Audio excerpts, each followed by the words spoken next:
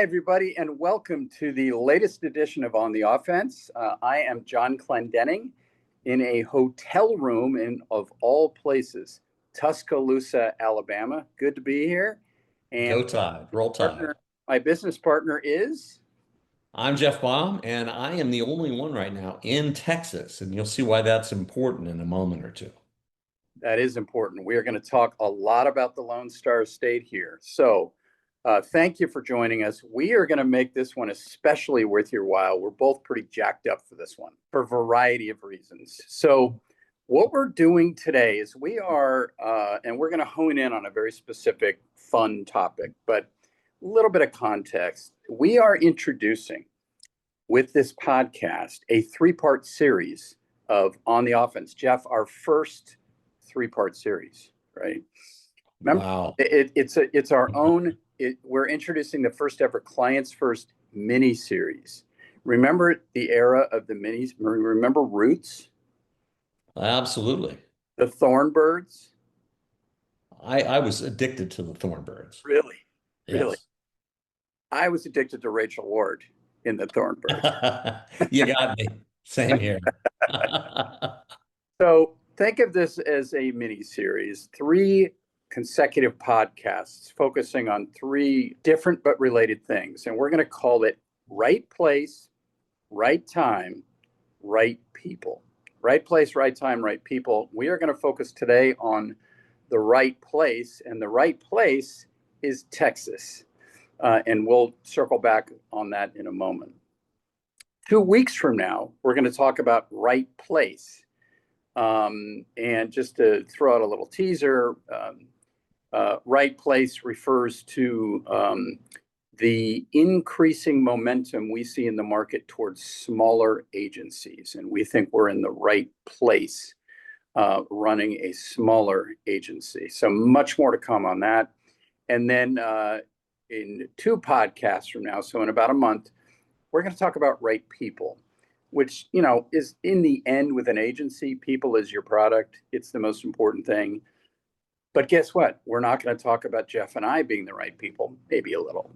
But we're going to talk about the Clients First network of people that we have built out over our first year as an agency. We're really excited to tell you about that. All right, so Texas. 25 years ago this week, Jeff, think back to the halcyon days of 2000. We had Yeah, I can remember it right? like it was yesterday. We had just survived the scare of Y2K, right? George W. Bush, the then governor of Texas, was running for president against Al Gore, and that would all come to a head in the fall, right? Yes, it was a big year. 2000 was the year of the hanging Chad, right? The Hanging Chad in Palm Hanging Beach. Chad in Florida. The New York Yankees were at the height of their latest dynasty. That was the year of the Subway Series, the Yankees versus the Mets.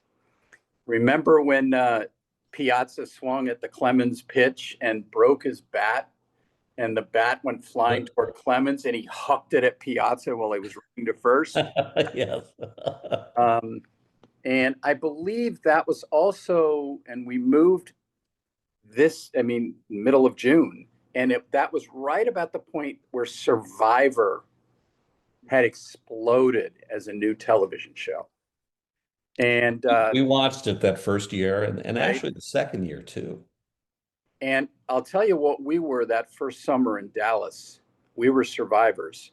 It was We were survivors. We were coffee achievers and survivors.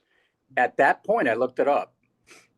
It was the second hottest summer on record in the state of Texas, which is saying a lot, right? Absolutely. And we had a really long drought, if you remember. We had fissures in our front yard. That's right. Oh, gosh. I'm sure that the summer of 2000 in Dallas, now that global warming, I guess it's a hoax. Just kidding. Just kidding. Couldn't help myself. I thought we agreed we weren't going to do that. Yeah. We did agree, and I violated the no politics thing. The summer of 2000 has probably been outdone by subsequent summers in terms of being hotter. We'll leave it at that. But at the time, second hottest summer in the history of Texas, and we were in Dallas, in the Dallas area. We were recruited here by EDS, Electronic Data Systems, the company founded by Ross Perot in 1962, based on a, financially speaking at least, a $100 check that his wife wrote based on a note he had taken on the back of a church pledge card. So we were recruited here by EDS, which was knockdown, drag out at the time for leadership in the IT services space with IBM Global Services. Right. And so here come the bombs and the Clendenings from the West Coast, the bombs from the East Coast, with their young families in tow, to the EDS corporate apartments in beautiful downtown Plano, Texas. And little did we know in those heady days, Jeff, that a quarter of a century later, we'd still be here. We'd still be here. Here we are. I saw no prospect of that, honestly, when we moved here. I didn't think that was even possible. Now we've been here 25 years. We're settled into a very nice house. We've been in this entire time. Um, Never thought I'd acclimate to Texas. Before I got here, the only time I'd been in Texas was changing planes in the airport in Dallas and in Houston, but that was about it. So it was a mysterious place when we moved here. Was a mysterious place. I had been here. I say here, I'm in Alabama now, but whatever. I had been to Texas multiple times on business: Dallas, Houston, Austin, San Antonio. But it had never occurred to me that I would actually move there. And it's funny, we both ended up raising our kids there, and most of those kids are now gone, Yeah. now living outside of the state of Texas, including our favorite producer, Gelman. Hi, Gelman. Everybody, good morning. Okay, there we go. But you know what? Another thing we didn't realize was the extent, and now we're going to start to get to Texas and why we believe Texas is maybe the best place in the entire world from which to do business. Little could we have known back in 2000 that we were essentially early adopters, right? Not that Texas wasn't already a good place for business in 2000, but somebody left the door open and everybody followed us through that door. Literally countless businesses in multiple industries in the last 25 years. And I don't know if it's fair to say largely in the past 10, it seems like it's accelerated even more, that countless companies across industries have relocated their operations to Texas. And in many of those cases, their corporate headquarters. It's just a great place to do business. And I have some things on my screen here that I'm going to talk about in terms of why it's a great place to do business. But let's take a step back. Enough from me. Jeff, you've got some really fun factoids. Yeah. Let's start out with the fun before John gets too serious, because he's always too serious. So Texas has the largest bat colony in the world. It's huge, and they're Mexican free-tailed bats. The King Ranch in southeast Texas is larger than the state of Rhode Island. And it really it's like a living museum of the cowboy lifestyle that's played a crucial role in American history. There's only one natural lake in Texas. That's Caddo Lake, which is Caddo not far Lake. away. John? Caddo Lake in East Texas. Correct. And it's a cypress lake. So there's cypress trees, lots of Spanish moss, and alligators, indeed. Let's go down the list more. You could fit 3 of the largest states into the area of Texas. And we're the second largest state to Alaska. We boast the highest speed limit in the US, which is between Austin and San Antonio, which has a stretch that's at 85 miles per hour. Really? 85 miles per hour. That's Wow. about what you drive when we're going up to the Frisco campus of UNT. That is about what I drive. Yeah. So anyway, I'll leave it at that. It's just and Texas has been its own country. We're the only state that's been under six different flags. So there's a lot of stuff going on here. And as John alluded to, we've got a great business environment. No state income tax for individuals, um, really lax regulations for companies, which makes it really attractive. A couple of other fun facts. The land mass of Dallas Fort Worth Airport, DFW, is larger than the island of Manhattan. Think about that. That's crazy. There's a It is lot of land crazy. here at DFW that people like us never see, but it counts, right? Yep. And Yep. another one, pop quiz for you. How big is the economy of Texas compared to other countries? Maybe a different way to ask is how many countries have a bigger economy than Texas? Countries. I'm going to guess seven. Very close. Six other countries and California. Seven are ahead. Interesting. It just goes a long way to highlight how big the economy here is. And maybe just a couple of words on why it's such a great place to do business. You just mentioned a couple of those reasons, right? You said no state income tax. So if you're headquartered here, or maybe you have a big office here and you need to recruit people here, why is it an easy place to recruit to, at least compared to the coasts, right? Mm-hmm. To your point, no state income tax. The Stanley Cup Finals are going on right now, and I actually heard a discussion on ESPN. This is unbelievable. The state Okay. the state of Florida also has no state income tax. I don't know Right. I don't know how many states don't have state income tax. Not a lot. I think Connecticut and Hawaii, I think. Connecticut has state income tax. Oh, I it does? Okay. believe Tennessee has now joined the club. Anyway, Ah, the state of Florida has no state income tax, and there was a discussion on ESPN the other day that maybe the professional NHL hockey teams in Florida have an advantage in signing talent because because they can say to a player they're trying to sign, well, you're not going to have to pay state income tax. You're actually going to keep more money in your pocket.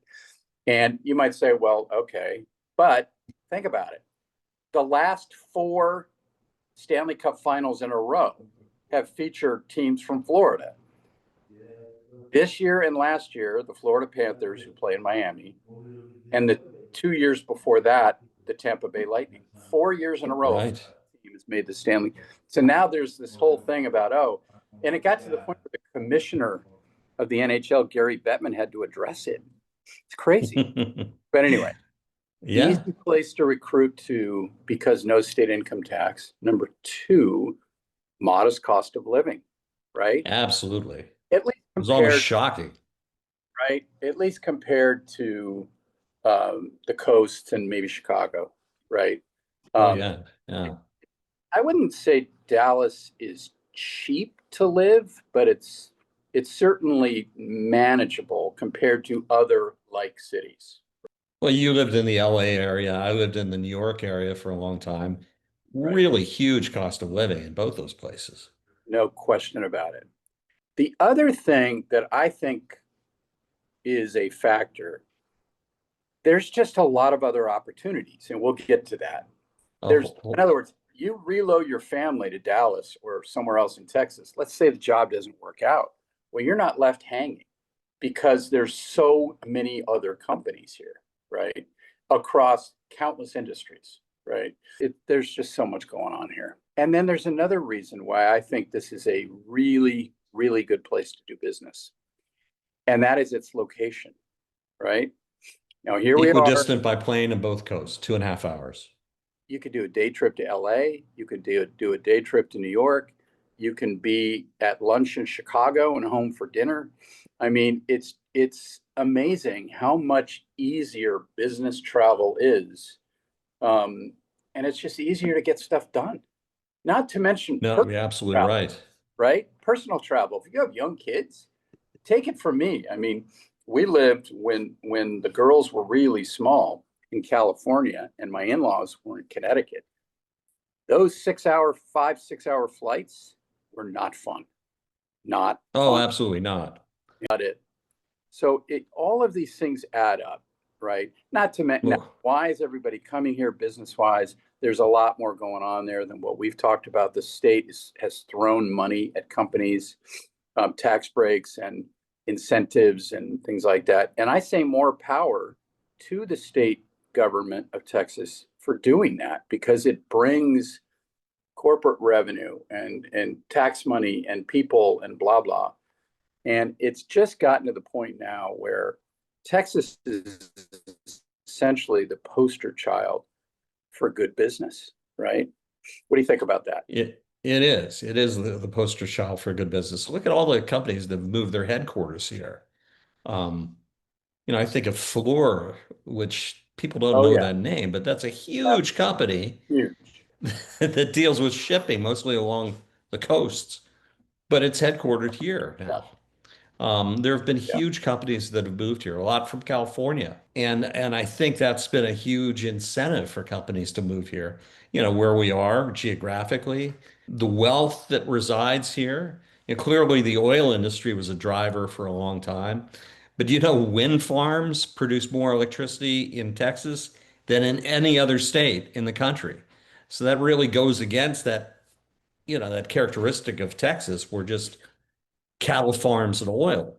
That's So right. I think those are huge things. For the most part, aside from the summers, which are just brutal, we've got a pretty moderate climate. You can do things in the winter that you can't do in other states. So I think there's a lot here that would attract people to Texas. And I've been really pleasantly surprised. That's why we've been here for so many years now. So. I've been very pleasantly surprised. I literally thought it was going to be me and a bunch of people with cowboy hats. I thought that too. I thought that I too. mean, And the image is so strong. I found out fairly quickly that that's not the case. Now, I'll tell people all the time, I'll see one cowboy hat a month, maybe one every 6 months. Now, Jeff and I live in Dallas, which is a very cosmopolitan, very sophisticated city that has lots of transplants, right? And mhm, so mhm. now you go to Fort Worth, you're going to see a lot of cowboy hats. I'm not saying as one is better than the other. I'm saying the culture of Fort Worth is very different, very Western as compared to Dallas. Well, Um, there's a saying, John. The Dallas is where the East peters out. Fort Worth is where the West begins. that's And exactly right. you get that feeling. You get that feeling. But Oh when yeah, I'd been in the airports changing planes and everything else here in Dallas, I did see people in cowboy hats, and I thought, oh my, it must be the trend. But it's not really people from this area in Plano or from where you live. It's no. people on the outskirts because, you get about half hour out of Dallas, you really start to see that real Texas thing. Oh yeah, no doubt about it. And yes, Jeff, you're right. We promised not to get into politics, and so I'm going to make a political statement that is not meant to be a political statement. Okay. But Texas, red state, right? Um, Hmm. they thought it might be turning purplish, whatever, red state at this point. Um, and outsiders like to say, "Oh, well, everybody in Texas is red," right? To your point, Right. you go outside of Dallas, it's all going to be red. But if you're in the city of Dallas, it's blue. Dallas is a blue city. It Um, is. and it's just I find it fascinating because also it's just the power of imagery and the power of messaging, frankly, right? You look at Hmm. Hmm. California, it's the exact opposite. Everybody outside of California thinks everybody in California is blue. Not true. It's not No. true in either case. There are millions and millions of people in both states that vote the color that is not the color that everybody thinks is the only color, if that makes any sense, Right. right? Right. And it's the power of imagery. So Well, even um, here in Dallas itself. So Dallas itself is clearly blue. But where I live in Collin County is red, redder than red. where you live, that little section of Dallas, is probably pretty red. All right, we are back. We have taken a station break. Jeff had a contractor issue, and I had my phone is dying issue. We were just saying that the power of imagery when it comes to a place like Texas is so strong. Everybody outside of Texas thinks everyone here is red. Not true. Everyone from my home state of California, everyone outside of it thinks everyone is there is blue. Not true. It's just the power of the media, power of imagery, the power of messaging. It's just interesting. And I think one of our points is that there is a real sense of diversity that I feel in Dallas. Oh, absolutely. And diversity in all of its forms, right? All of which are positive. But one of them is, I mean, you find, to your point, that Dallas is where the East ends, right? I meet a lot of East Coast people here. In fact, I actually married one of them. My wife is a New Yorker who I met in Dallas, right? And so and you meet a lot of West Coast people too. My wife, her family's from Alabama, so that makes us even more diverse. Although Alabama and New Jersey. Real Tide, baby. There we go. So anyway, now here's another factoid. Texas is so huge. To drive from here in the Dallas area to El Paso is like 8 hours and 8 hours and 30 minutes, something like that.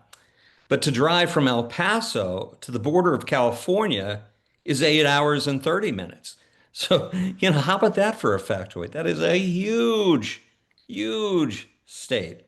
Have you ever been to El Paso? I've never been there.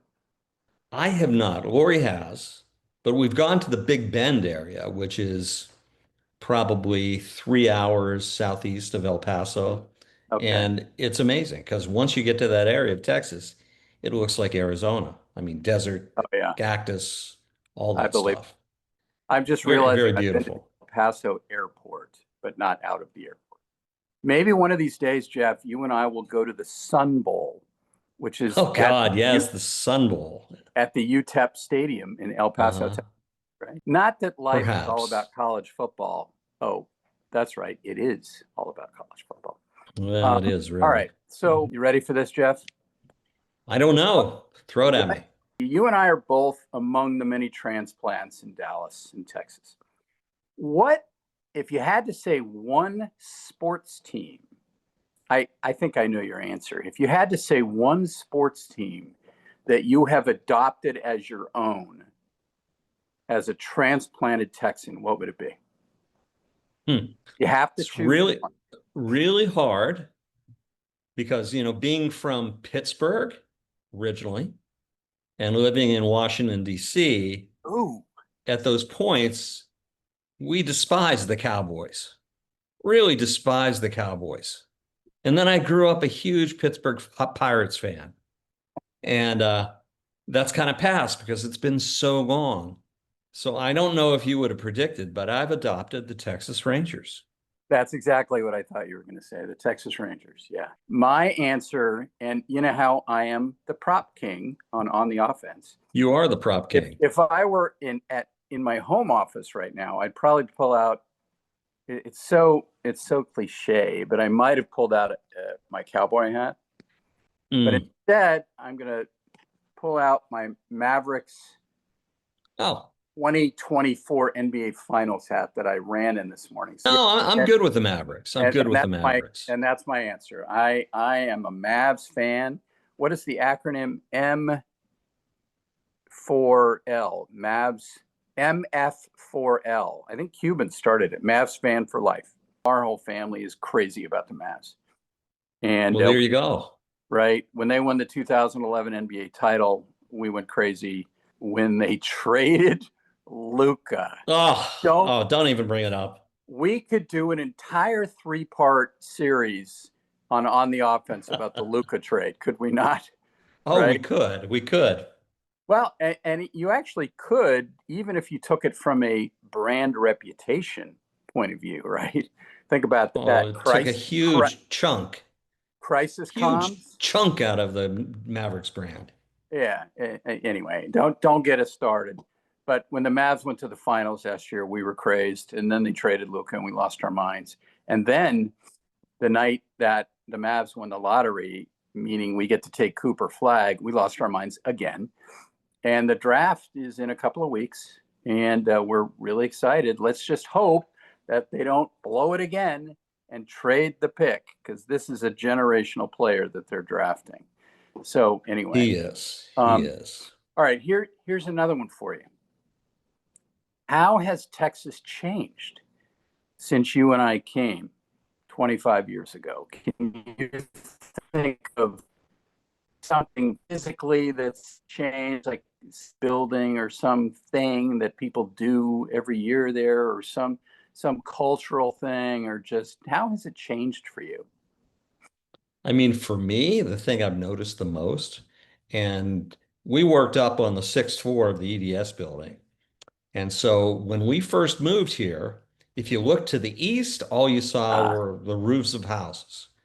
If you look to the Right. north, not so much, because that was Frisco. It was really beginning to develop. And if you look to the west, there was nothing.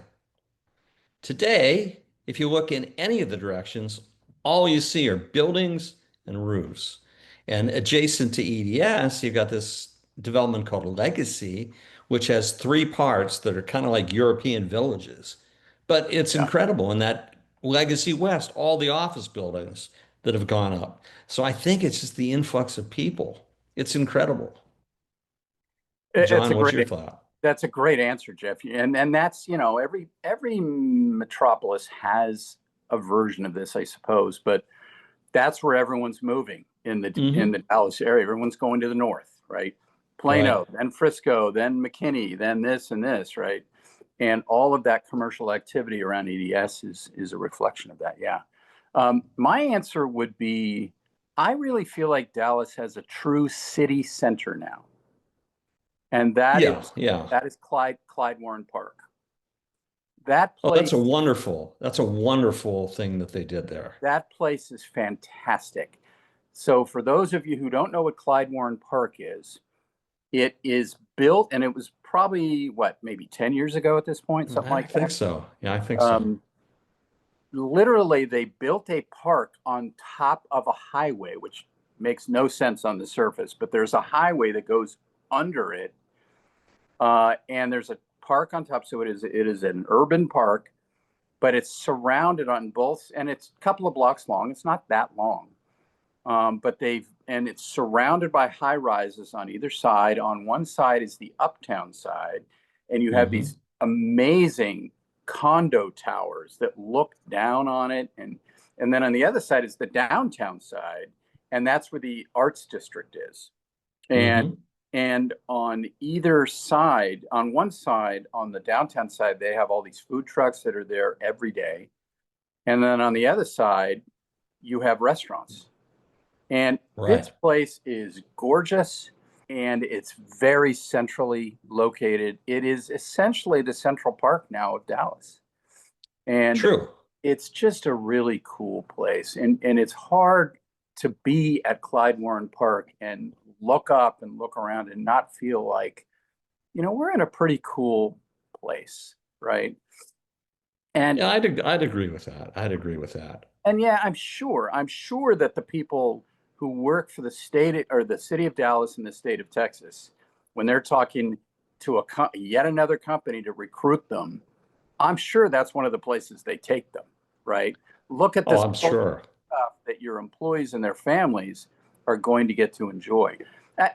Clyde Warren Park is it's one example, and it's the coolest example that I can think of, but it's only one example. I mean, there's just so much more going on now than there was when you and I first moved here. Yeah. 25. Just Yeah. so much No, happening. It's true. Do you know that the Dallas Arts Yeah. District is the biggest arts district in any city in the country? You're kidding me. No, I did no, not I'm know not. that. Uh-huh. I mean, there's just a lot. There's just so much going on. And to that point, and having a huge arts district helps, I'm sure. Another factoid that I recently came across in the news, by 20, so well, actually, I don't think we've said this yet, but Texas is now number one in the country for the state that has the most corporate headquarters. It used to be either New York or California. Texas has now bypassed both, which is amazing. Now, it's one thing to have the most corporate headquarters. It's another thing to have the most people. And apparently by 2040, I just saw this factoid a couple of weeks ago. By 2040, Texas will be the most populous state in the United States. I'm not surprised by that at all. Now, the only thing those people are going to need to understand before they show up is it ain't fun in the summer, right? No. It's hot. It's hot. I'm here to tell you, it's just hot. But the way I like to say it to people is a little tough for a beach boy from California in the summer, but during the, if you will, the school year, no better place to be. No better place to be. One time I was in Arizona at the Phoenix airport and I went into the little shop there and they had t-shirts that it's a dry heat. And it was a skeleton lounging on a chaise lounge with a drink in its hand. It's a dry heat. And I think that's what you could say about Dallas in the summer. It's a dry heat. Lots of skeletons, lots of lounge chairs, lots of cocktails. Texas is really becoming the center of commerce in the US. Not where it happens, but we're a great place. We're a great place. The headquarters are here because they've got easy access to both coasts. So, it's a hub of activity. By and large, it's a good place to live and it's a great place to do business. And why wouldn't you want to do business with a firm like ours that's headquartered right here in the suburbs of Dallas? I love the fact that the skeleton, by the way, is an it. It's not a he or she, an it. You can't tell. In its hand. Yeah. No, but I would say a couple of things about and this is why I'm wearing my hat today, right? So because I did plan to say something about what we can do to help you. Yes, clients first, what we can do to help you from Texas. I would say three different things. One is if you are a business that is based in Texas, yes, we can help you. We can help you because we're here with you. It's easier to immerse ourselves in your business. It's easier for us to build relationships with your team because we're just down the street, if you will, especially in Dallas, but anywhere else in the state is easy for us to get to as well. So we're here with you and share a passion like many of you do, we're sure, for living and working in the state of Texas.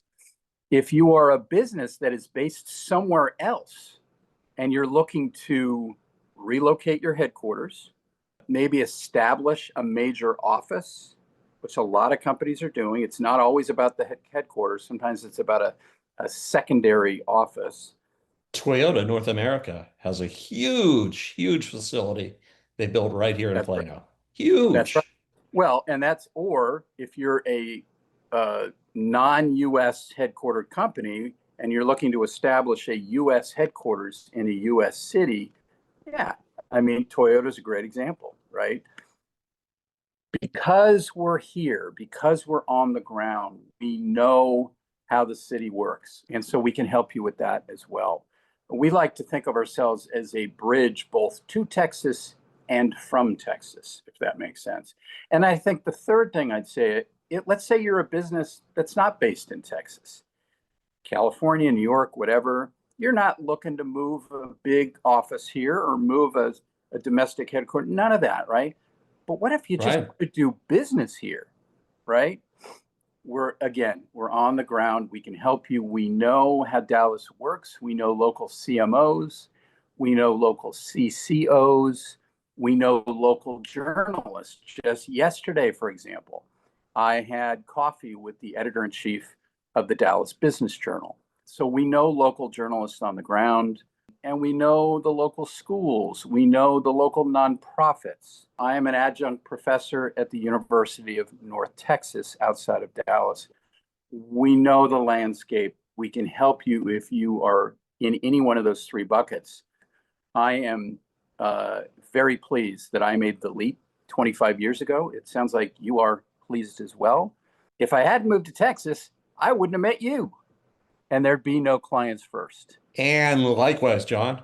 If you haven't gone to our website, please visit our website at clientsfirstmc.com. We're on all the major social channels, so you can catch our videos on YouTube. Stay in touch, keep in touch, hire us. You can't go wrong. Hey, it's been great today, and please join us on and look at the Mavericks finals. That was amazing time. Amazing time. Go Mavs. So it's Go going to happen Mavs, again. dude. It's going to happen again very soon. It better. So again, bye from Texas. John, bye from Alabama. And we'll see you soon. Thanks, everyone. God bless Texas.